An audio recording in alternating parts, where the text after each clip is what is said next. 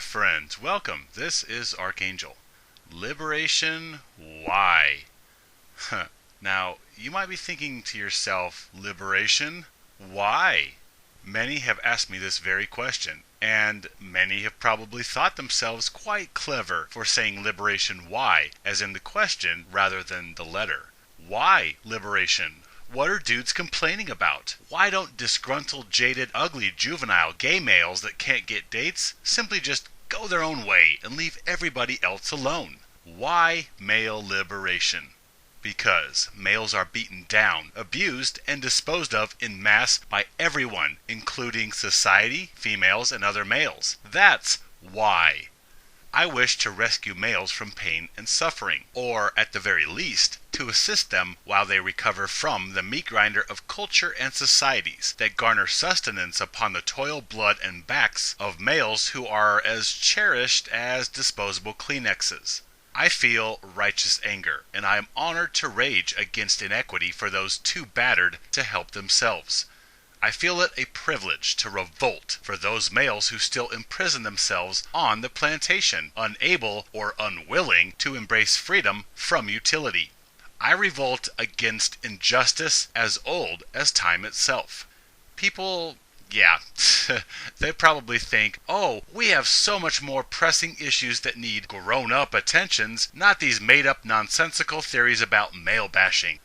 Yet before there were animosities between anyone, sex has always been at the core of strife. Before there were animosities between nations, between races, between ethnicities, between sexual orientations, between Coke or Pepsi, Ford or Chevy, before law enforcement and crime families, before bullying in schools or human trafficking, before PETA or Greenpeace. There is the biggest, largest, and oldest travesty of usury and injustice on par with the very paradigm of good versus evil, and that is the construct of male versus female. And since the female is the lion's share of reproduction, thus gynocentrism springs as the overarching paradigm of the human animal. And this, of course, leads directly to male devaluation, which leads directly to male disposability. This is where we are. Male devaluation, male disposability, misandry, all are facets of the same ancient demon that I gird my loins with armor in order to defy, such that I might liberate humanity. I am not surprised, but still amazed, nevertheless, by how males plan their very existences around females, like zombies swaying to the siren's call, or rats happily entranced behind the Pied Piper. Males, they are so indoctrinated with female subjugation that most don't even realize it. It's simply normal life. The sun goes up, males unconsciously plot their lives around females, the sun goes down. And if you point out the glaring inequity of our culture's female servitude, males will militantly deny this, since their thoughts, their identity, their very world revolves around female attention and approval, whether they admit this fact or not. And since we have masses of males coddling and catering to females, and females who are as happy as mosquitoes at nudist camps to accept and aggressively propagate such indoctrination of compelled servitude, thus an inevitable environment of gynocentrism has swept the planet. Whether by the doctrine of feminism or that of traditionalism, both end at the same cul-de-sac of male disposability. Funny how that happens.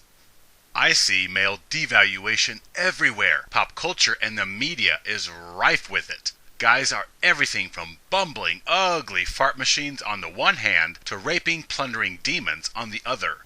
Everywhere in society, I see indoctrination, instructions leaching into the minds of all citizens.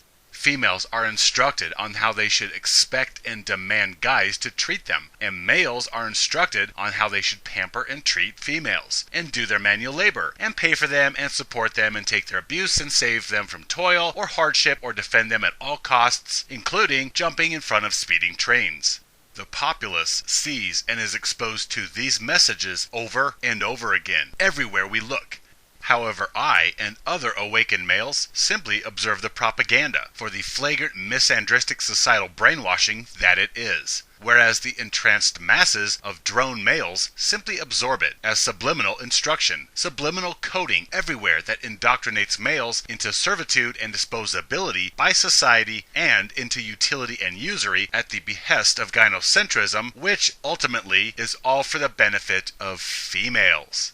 And upon seeing the coding that makes up the walls of the matrix, I also observe the results. Male worth is beat down to nothing but pulp to be offered upon the altar of gynocentrism.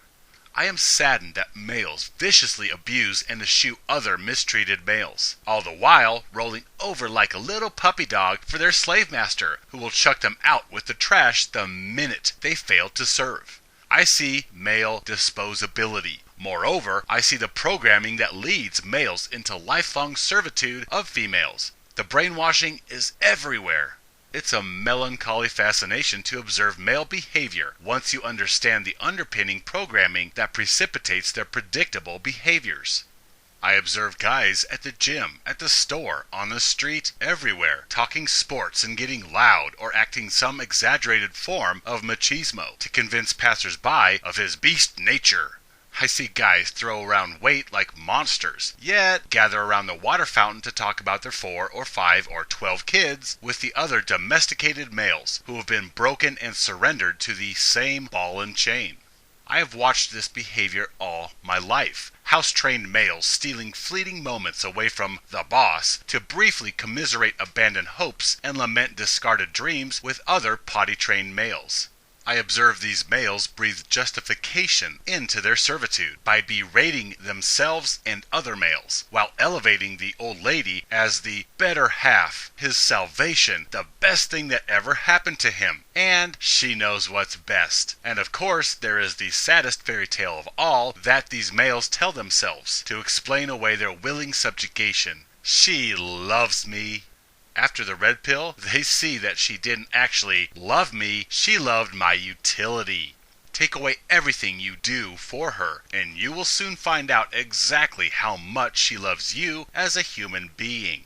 I know, on some level, males realize they are chumps and clowns, lapping up anything females place in their doggy dish, and many, on some level, are ashamed of their weakness, and you see this demonstrated by the way they abuse other males.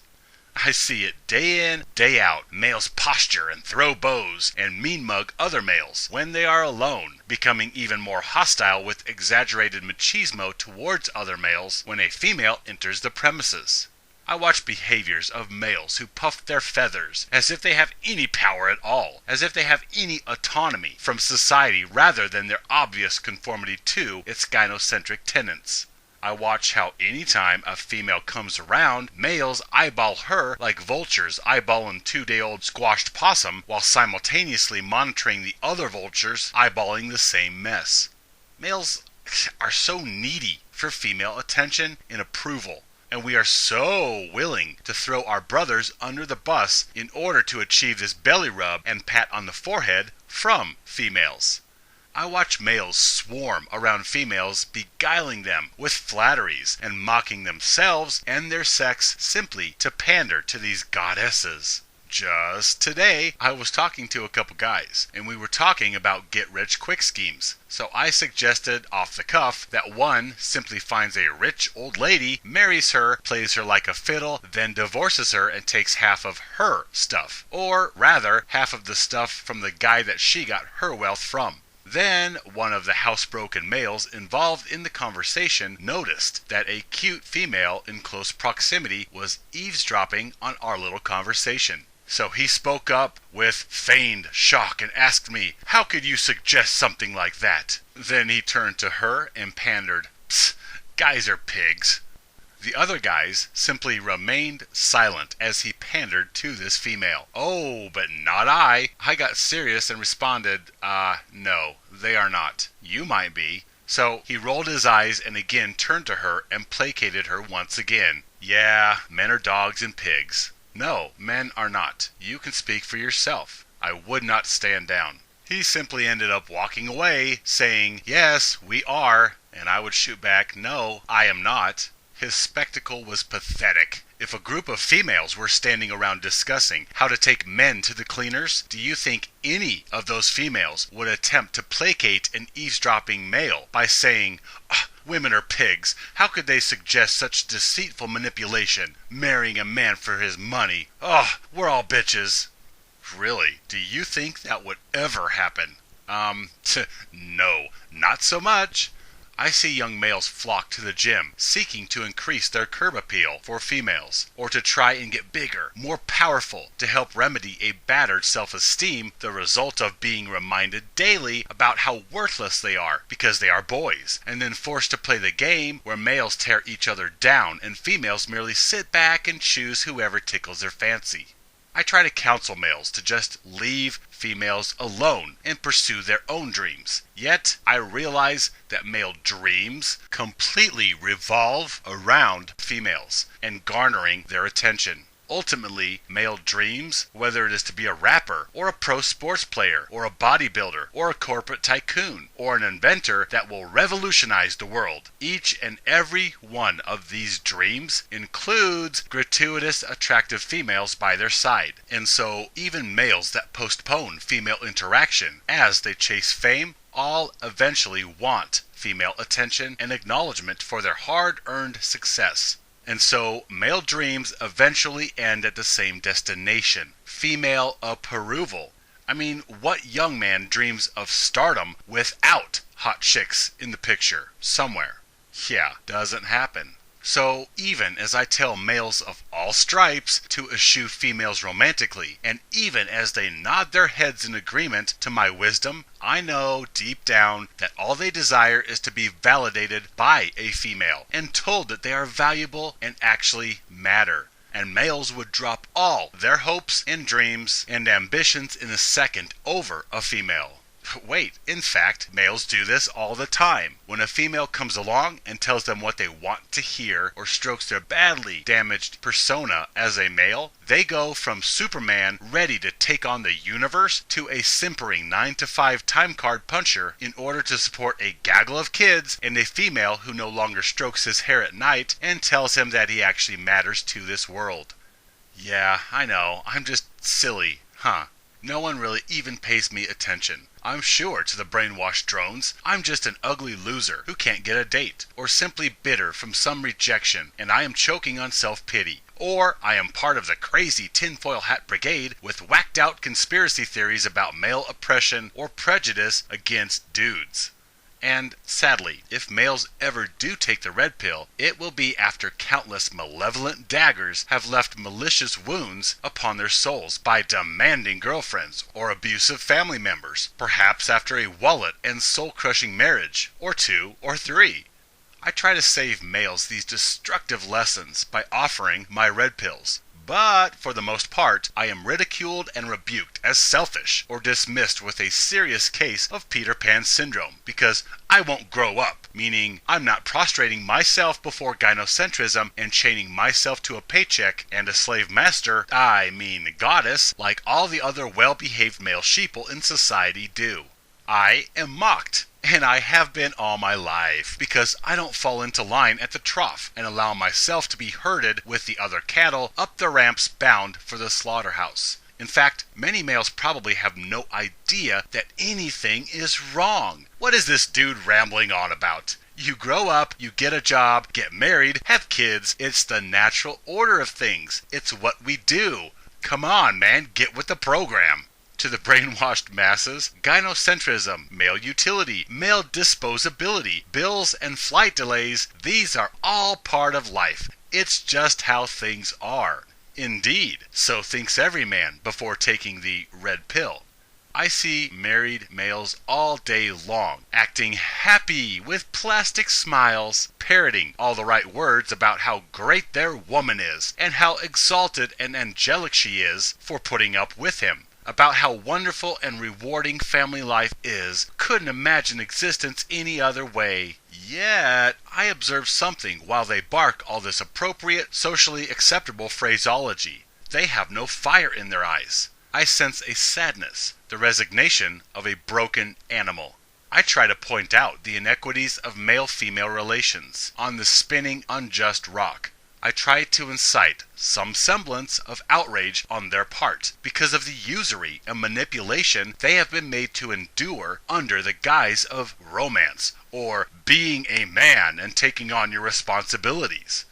But males are beaten and broken by a misandristic society and so desperate for female salvation that they will turn on me and mock me or shame me with insults in hopes that I will break also and pledge my allegiance to the vagina dynasty.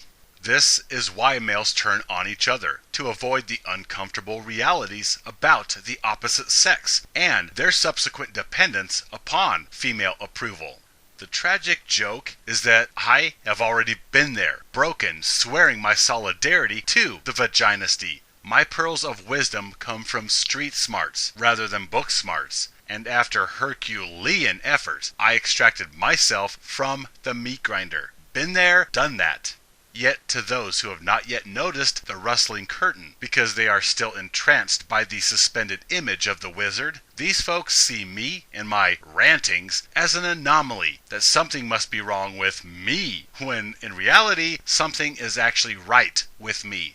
I finally said no more to devaluation and utility and disposability, which in hindsight puts more pressure on the shoulders of other males. You see, for every male that unplugs from the matrix, increased energy must be extracted from those who still remain plugged in. So the compliant, brainwashed males will have to pick up the slack of coddling and pampering and utility that awakened males refuse to provide. I mean, after all, females still need their bills paid. They still need their cars fixed. They still need someone to dig the dishes and move furniture. They still need man shovels to fall on their swords for the well-being of the self-occupied female sex. I would welcome a watershed revolution where all males unplugged at once, resulting in catastrophic system crash. What would females do then? Who would the plantation owner turn to for servitude when all the slaves revolted and freed themselves? Yeah, well, such are my daydreams. Well, that and traveling the stars. And honestly, I think interstellar space travel is much more feasible and much more likely than males giving up their searing desire for romance and female validation. I notice a couple tactics enlisted by the whipped when I try to talk sense to husbands or boyfriends or just general single males about the inequities and subjugation of males, to which they will simply retort, "Oh, you know girls." Like that explains their emasculation. "Oh, you know females, that's just how they are, and you have to shut up and take it if you want their approval." Or married males will retort with, "You've never been married, have you?" Like my purposeful avoidance of marriage explains my ignorance to servitude, self-deprecation, emasculation, and unhappiness that they are stuck in. They hitched their wagon to male utility, and because I have willingly avoided that trap, I just wouldn't understand. Ironically, I see more clearly their relationship than they do. They simply try and dismiss any insights or knowledge that I offer as naive idealistic drivel or hate-mongering, because I can't get a date myself, and so I want to rain on everybody else's parade. Actually, in reality, I am not trying to rain on any man's parade. I am trying to extract them from the parade entirely. Until you are extracted from the life-sucking parade, until you can observe it from a larger perspective, you don't register how life-draining this farce of a parade really is. You cannot see how detrimental it is when you are placed within it, pretending that all is well as you carry your flag and march with everyone else. You have to step back, to be removed from a situation, to truly understand its magnitude of import. Hence the saying, hindsight is always 20/20. Because once removed from a situation and the emotional tumult of that moment, you can clearly reflect upon the experience. You cannot comprehend misandry with any degree of lucidity while you still peddle your services and lifeblood away to the insatiable vaginasty. I am used to the shaming, condescending rebuttals to my attempts to help other males. "You've never been married. You've never had kids. You've never been in love." Meaning that I have no idea what I'm talking about. Whereas the irony is that I have more clarity and understanding of the dynamics of relationships and cultural misandry and gynocentrism than those who are firmly ensconced within such oppressive constructs.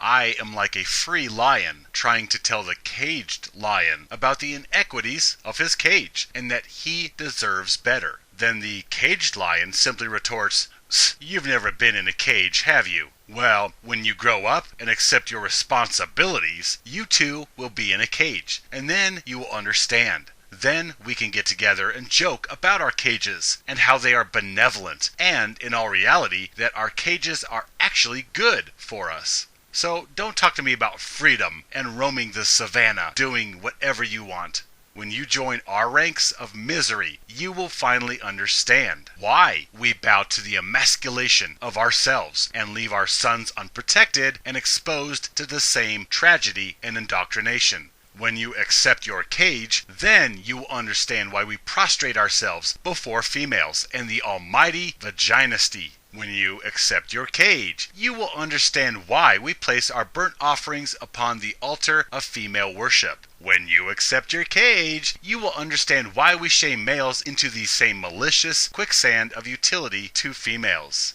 So until then, speak not of freedom from cages or running unbridled through glistening forests. But get yourself a cage and we can lament together. We, the enslaved animals of the zoo, are miserable and we love company. Furthermore, when I am preaching the anti-misandry sermons, whipped males will look around for other whipped males to back them up. Many times I have found myself somewhere knee-deep in explaining how the system is set up around male utility and subjugation, and immediately they will start growing antsy, like a crime boss in confession, and they will start looking around for reinforcements, other whipped males who will rush to their sides and help justify their status as doormats. I see males attached to their phones, waiting to pounce on any trace that a female has called, or looking for instructions from the wife. I see guys sporting the clothing that the girlfriend has picked out, or brandishing the fresh haircut the wife ordered because the sides were almost 3/4 of an inch long. He was getting really shaggy.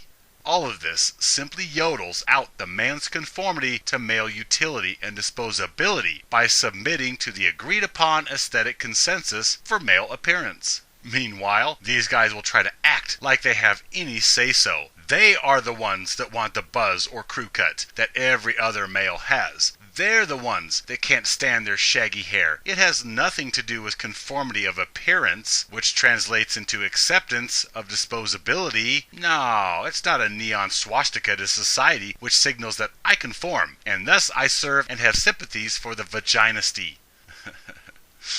I see this sad little dog and pony show that males put on daily like they have any free will or power while participating in a culture that seeks their annihilation once utility has been fully extracted from them.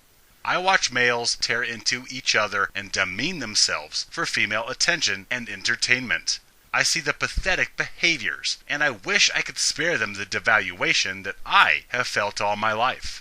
And I also feel squeamish embarrassment for males who still bow before their female overlords. It's an embarrassment, and I have been there. I have acted the fool, begging, pleading for female attention, for a miraculous goddess to hold me and tell me that I'm special and complete me.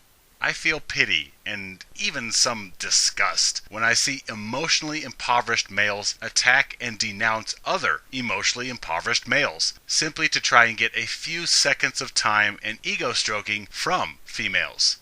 I see guys showing each other pics of the wives and girlfriends with pride, like they are some omnipotent prize.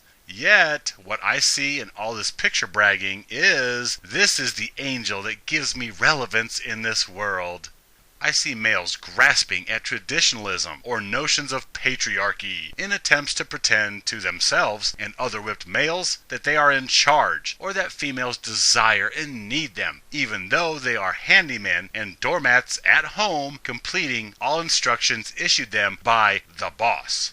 I see males hurting and isolated. There is a crisis surrounding males today who search for identity, relevance, and worth in a society that is making them obsolete through technology. I see males bombarded with images of females in every conceivable form or scenario in order to play on male desire and keep males producing for society. Overwhelming males with images of attractive females or of helpless females in need of protection, this all plays upon males' basal desire to procreate and protect the lesser from harm, and so such indoctrination keeps males striving for the female carrot.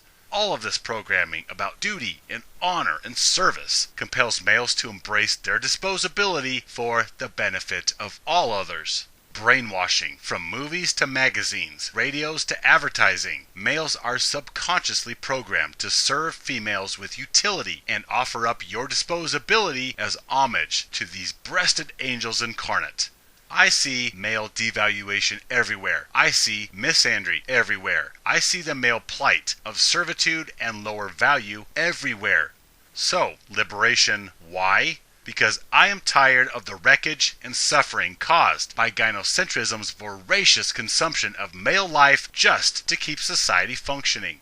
My friends, help me incite liberation revolution. Stand with me, live free.